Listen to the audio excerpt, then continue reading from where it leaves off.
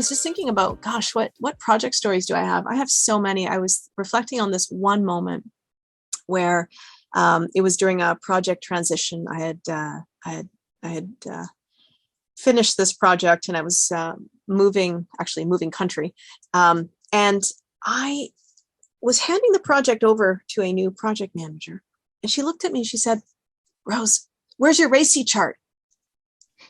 I was like, this particular team doesn't have one. And she was in shock. She was offended that I had not had a RACI chart. And I was like embarrassed in that moment. I was like, oh my gosh, was I doing this all wrong? I didn't put a RACI chart together. Why didn't I put a RACI chart together? And as I get a little older, in that particular project, the reason we didn't have one is because our communication ecosystem was so strong.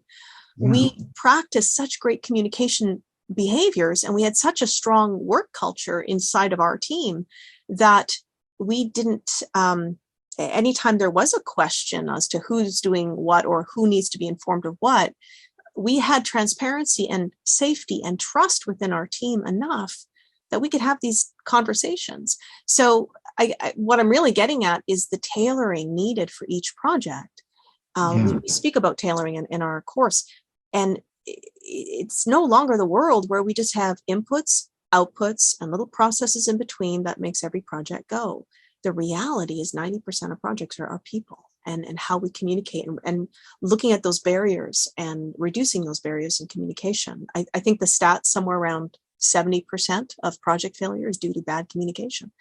So one thing I like about each element, each principle that we've put into here is the fact that it can address some significant communication problems like, Jim, I thought you said you were going to have that to me last week. We want to reduce those things, right? We want to, and it brings up accountability. Like, how do I have that conversation with Jim about that report that he said he was going to get to me?